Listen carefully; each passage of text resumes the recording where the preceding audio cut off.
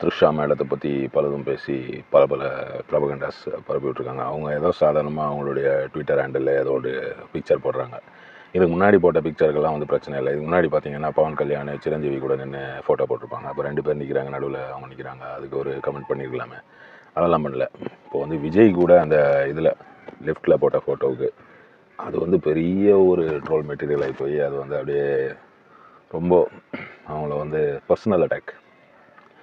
அவங்க வந்து அதுக்கு இப்போ கடைசியில் இப்போ அவங்க ஒரு ட்வீட் போட்டிருக்காங்க. நம்ம என்ன போடுறோன்றது, நம்ம என்ன அட்ரஸ் போடுறோன்றது, அதாவது நம்ம என்ன செய்கிறோன்றது அதுதான் அவங்க மீன் பண்ணுறாங்க. அதை வந்து மற்றவங்களுடைய வெயிட்டில் நம்ம இது பண்ணோம், மற்றவங்க வந்து அதை ஜட்ஜ் பண்ணுறதை வச்சு நம்ம பண்ணணுமா அப்படின்ற மாதிரி ரொம்ப காண்டில் தான் இருக்கிறாங்க அவங்க. விஜயும் காண்டில் தான் இருக்காருன்னு வைங்க. விஜய் வந்து இப்போ அவருடைய 2வது கூட்டத்தில் என்ன சொல்லிட்டாருன்னா, ஒன்றிய அரசுன்ட்டார்.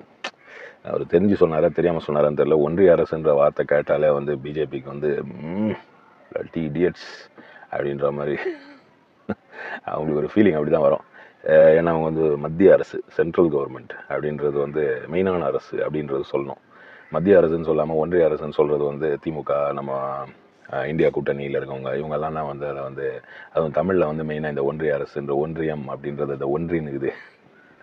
ஆனால் இப்போ ஏறக்குறைய ஒன்றியம் தான் இருக்குது. அப்படி இது பண்ணி தான் இருக்குது, ஜாயின் பண்ணி இல்லை கொஞ்சம் ஜாயிண்ட் விட்டால் கூட நிதிஷ்குமார் இல்லை சந்திரபாபு நாயுடு சார் இவங்களதெல்லாம் ஜாயிண்ட் விட்டுச்சுன்னா விட்டுறோம் அரசாங்கம். பார்லிமெண்ட்டில் பயங்கர மேட்டர் நடந்துனுக்குது, உங்களுக்கு தெரியும், பார்த்துருப்பீங்க. நீங்கள்லாம் இந்துவே கிடையாது அப்படின்ட்டாரு ராகுல் காந்தி. ஒன்று பிரைம் மினிஸ்டர் வந்து சாதாரணமாக இதுக்கெல்லாம் பதில் சொல்ல மாட்டார், எழுந்திரிச்சிட்டு விஷய் பகவத் கம்பீர் ஹே அப்படின்னு. இந்த விஷயம் வந்து ரொம்ப சீரியஸான விஷயம். இதை பற்றி மொத்தம் இந்துஸை வந்து டெரரிஸ்ட்டு இல்லை இம்சை பண்ணுறவங்க அப்படின்ற மாதிரி பேசுகிறது வந்து ரொம்ப தப்பான விஷயம் அப்படின்ட்டு அவர் வந்து உக்காண்டார். அதுக்கப்புறம் மறுநாள் வந்து அவர் போட்டு கலாய்ச்சாருன்னு வைங்க. அவர் வந்து என்ன சொன்னார்னா, சோனியா காந்தி அவங்கள வந்து கலாய்ச்சார். அதாவது இது ரிமோட்டில் ஆட்சி நடத்துறது, ரிமோட்டில் இது திறந்து வைக்கிறது, இதெல்லாம் வந்து ரிமோட் ஆட்சி வந்து அவங்க பண்ணுவாங்க இவங்க பண்ணுவாங்கன்ற மாதிரி சொல்லி ஒரு கிண்டல் பண்ணார். அது ஒரு பெரிய இதுவாகி எல்லாரும் வாக் அவுட் பண்ணிட்டாங்க. ஆனால் இதில் இன்னொரு மெயினான விஷயம் பார்த்திங்கன்னா, அவர் பேசினது வந்து ராஜ்யசபாவில், மோடி ஐயா பேசினது வந்து ராஜ்யசபாவில், ராகுல் காந்தி வந்து லோக்சபாவில். அதை பற்றி ஒன்றும் அவங்களுக்கு இது இல்லைன்னு வைங்க. லோக்சபாவில் அவர் பேசினதெல்லாம் வந்து அவங்க இதுலேருந்து அவை குறிப்புலேருந்து நீக்கிடுவாங்க, ஒன்றும் பண்ண முடியாது ராகுல் காந்தியால். ஆனால் இப்போ வந்து வீடியோ இருக்கிறதுனால அவர் அப்பப்போ அந்த வீடியோஸை இது பண்ணி ஷார்ட் இது மாதிரிலாம் போட்டு அவர் ஒரு இது பண்ணியிருக்காரு. இந்த மாதிரி மீடியாவில் வந்து அரசியலே வந்து இவ்வளோ பெரிய இதாகும்போது இது நான் ஏன் சொன்னேன்றதுக்கு வரேன். நான் த்ரிஷாவை பற்றி பேசிட்டு இதை பற்றி பேசினேன். அப்போது த்ரிஷா மாதிரி இல்லை விஜய் மாதிரி நடிகர்கள் கதை என்ன ஆகும்னு யோசிச்சு பாருங்கள். த்ரிஷா இந்த ஃபோட்டோ போட்ட உடனே சுசித்ரா வந்து ஒரு டைலாக் விட்றாங்க. சுசித்ரா வந்து ஒரு இது விட்டாங்க, இது மாதிரி இது பேரசைட்ஸ்லாம் வந்து இவங்கள விஜய் வந்து சுத்தம், விஜயை பற்றி குற்றம் சொல்ல, விஜய் சொல்லாமையாக வந்து சுற்றுது. அவங்கள நீ பேரசைட்னு சொல்லும்போது நீ விஜயன் தானே சொல்கிற. ஆனால் நீ விஜயை வந்து நல்ல ஒரு மாதிரி காட்டணும்னு நினைக்கிறேன். ஏன்னா விஜய் ரசிகர்கள்கிட்ட இருந்து உதவுன்னு தெரியும். அது எப்படியோ போச்சுன்னு வைங்க. அது மாதிரி இந்த டைலாக்லாம் பேசி அப்புறம் நிறைய இதில் வந்து பார்த்திங்கன்னா விஜயோடைய வீடை இடிக்க போகிறாங்க. விஜயோடைய வீடை இடிக்கிறதுக்காக திமுக வந்து இது பண்ணிட்டாங்க. அந்த மாரிதாஸ்ன்றவர் தான் அதை கிளப்பி விட்டார். முதல்ல விஜயோடைய வீடை இடிக்கிறதுன்றது சாதாரண விஷயம் கிடையாதுன்னு பலரும் வந்து பேசிட்டாங்க. விஜயோடைய வீடு பக்கத்தில் நிறைய வீடுங்க இருக்குது. இதெல்லாம் வந்து சின்ன பிள்ளைத்தனமான விஷயங்கள். அவருடைய அடுத்த படம் இந்த கோட்டு படத்தையே வந்து வாங்கியிருக்கிறதே வந்து இவருக்கு உதயநிதிக்கு ஏதோ தெரிஞ்சவர் வேண்டியவர் தான், அவருடைய ஒரு பினாமி மாதிரி அப்படின்ற மாதிரியும் பேசுகிறாங்க. ராகுல் வேணுமா ஒரு பேர். இந்த மாதிரி இது இருக்கும்போது இவங்க வந்து இப்போ வந்து விஜய் வந்து ஆன்டி சங்கியாக மாறிட்டார் அப்படின்ட்டு ஒன்று கிளப்பி விட்டாங்க. அதாவது இவ்வளோ நாள் பார்த்திங்கன்னா திமுகவுக்கு நடுவில் தொண்டர்கள் சண்டை போட்டுப்பாங்க. இப்போ வந்து திமுக தொண்டர்கள் வந்து சின்ன பசங்கள்லாம் வந்து ரொம்ப புரிதலில் இருக்காங்க. சின்ன வயசு தொண்டர்கள் இருக்காங்க பாருங்க, போங்களா அதெல்லாம் ஒன்றும் கிடையாது அப்படின்ற மாதிரி. ஆனால் விஜய் பார்ட்டி வந்து இப்போ புதுசு, அதில் இருக்க தொண்டர்கள் வந்து ரொம்ப வீரத்தில் இருக்கிறாங்களாம். அதனால இந்த சண்டையை மூட்டி விடணும் அப்படின்னு திமுகவுக்கும் தவைக்காவுக்கும் சண்டையை மூட்டி விடணும் அப்படின்ற மாதிரி ஒரு ஐடியாவில் நிறைய தீய சக்திகள் வந்து சுற்றி நிற்குது. இதுங்க தான் வந்து என்ன பண்ணுதுன்னா, இந்த மாதிரி விஜய் ஏதாவது சின்ன விஷயம் சொல்லும்போது உடனே வந்து அதை ட்விஸ்ட் பண்ணி விட்டு அதை மாற்றி விட்டு. விஜய் வந்து அன்றைக்கி வந்து கள்ளச்சாராயத்தை பற்றி சொன்னார்.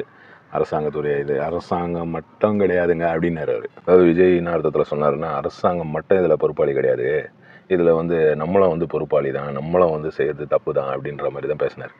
அதை வந்து நேஷ்னல் மீடியாவே என்ன பண்ணாங்கன்னா, அரசாங்கத்தை மட்டும் அப்படியே அங்கே இது பண்ணிட்டு, அரசாங்கத்தை வந்து குற்றம் சொல்லிட்டாரு, திமுகவுக்கு எதிராக பேசிட்டாருன்ட்டு ரொம்ப ஹாப்பியாக ஃபீல் பண்ணியிருந்தாங்க. அப்படியே அவங்களே வந்து ஹாப்பி ஆகிடுவாங்க. உண்மையிலேயே ஹாப்பியான ஒரு சுச்சுவேஷன் இல்லைனாலும் அவங்க வந்து அவங்களே வந்து சந்தோஷப்படுவாங்க. அந்த மாதிரி நிறைய விஷயங்கள் வந்து தமிழ்நாடு அரசியலில் நடந்துருக்கு. அதுக்கு வந்து மெயினாக ஒரு ஆள் வந்து இப்போ விஜய் வந்து ஒரு மெயினான ஒரு ஆளாக வந்து இதில் தெரியுறாரு. 2026 இதுக்கு முன்னாடி என்ன பண்ணியிருந்தாங்கன்னா, சீமான் கூட வந்து கொஞ்சம் கோத்து விட்டுருந்தாங்க. இப்போ வந்து சீமான் பேச்சு வந்து அவ்வளோ காணும். சீமானும் விஜயும் வந்து இது பண்ணுறாங்க, பிளான் பண்ணுறாங்க அப்படின்றது வந்து அவ்வளோவா காணும். ஆனாலும் கான்ட்ரவர்சிஸ்லாம் இருக்குது. நிறைய சீமான் வந்து கிளியராக சொல்லிட்டாரு, நான் தான் மூத்தவன், நான் தான் பெரியவன் அப்படின்ட்டாரு.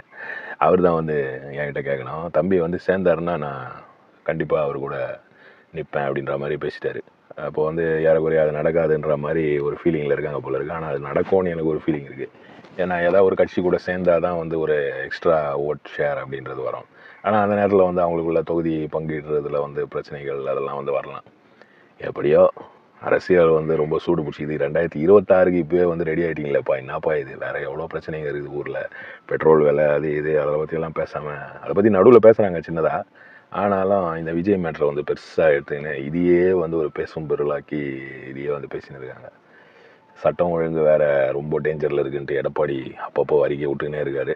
அவர் வந்து ஏன்னா நேற்று வந்து சேலத்தில் ஒருத்தர் அதிமுக உடைய ஒரு மெயினான ஆள் வந்து இறந்துட்டார். அவரை வந்து கொண்டுட்டாங்க யாரோ. அதுவும் ராத்திரியில் சினிமா ஸ்டைலில் வந்து லைட்டு இது சிசிடிவி இதெல்லாம் கட் பண்ணிவிட்டு அவரை இது பண்ணியிருக்காங்க, மர்டர் பண்ணியிருக்காங்க. அந்த கொலை வந்து ஒரு பெரிய ஒரு இதுவாக இருக்கும். அதுக்கப்புறம் இங்கே வேறு சென்னையில் வேறு பகுஜன் சமாஜ் பார்ட்டியுடைய ஒரு ஆளை வேறு யாரோ கொண்டுட்டாங்க. இப்போ இதெல்லாம் வந்து என்ன பண்ணுவாங்கன்னா, எல்லாத்தையுமே திமுக தள்ள வச்சுருவாங்க. ஏன்னா திமுக தான் அரசாங்கத்தில் ஆட்சியில் இருக்காங்க. சட்டம் ஒழுங்கு குறைஞ்சிச்சு, சட்டம் ஒழுங்கு கொலை நடக்கிறதுன்றது வந்து அதிமுக பீரியடில் நிறைய கொலைலாம் நடந்திருக்கு, நம்மளுக்கு தெரிஞ்ச விஷயம் தான். ஆனாலும் அப்போ வந்து திமுக பேசுனாங்க, இப்போ வந்து அதிமுக பேசுவாங்க. இல்லை பிஜேபியில் பேசுறதுக்கே ஒருத்தர் இருக்கார், அண்ணாமலை. அவர் வந்து அதுவும் அவர் போலீஸ் வேறு, எக்ஸ் போலீஸு. அவர் இதை என்னுடைய பாயிண்ட்ஸ் எல்லாம் சொல்லுவார். அவர் அதை வந்து இப்படி பண்ணியிருக்கலாம், அதை அப்படி பண்ணியிருக்கலாம். அவர் வந்து டிசியாக இருந்தார்ல, டிசியாக இருந்து நடுவில் விட்டுட்டு அவர் அரசியலில் வந்தவர். அப்போ வந்து அவர் பயங்கரமாகலாம் பேசின்னு இருக்கார். என்ன சொல்கிறது, எப்படியோ மக்களுக்கான பிரச்சனைகளெல்லாம் விட்டுட்டு இந்த மாதிரி பிரச்சனைகளெல்லாம் பேசி இந்த மாதிரி விஷயங்களெல்லாம் இது பண்ணி நிறைய சொல்கிறது அப்படியே போயின்னு இருக்குது. இந்த விஜய் மேட்டரை விடுங்கப்பா. அவர் ஏதோ பேசினார், நீட்டுக்கு எதிராக பேசினார். சரி, நீட்டுக்கு எதிராக எல்லாரும் தான் பேசுகிறாங்க. நீட்டுக்கு எதிராக அவர் பேசினவொன்னே மட்டும் அவர் வந்து பிஜேபிக்கு எதிராக பேசுகிறாருன்ற மாதிரி. என்ன அரசியல் இது, அரசியல் இதெல்லாம் சாதாரணப்பா அப்படின்ற அந்த டைலாக் வந்து காலத்தை வென்ற ஒரு டைலாக்.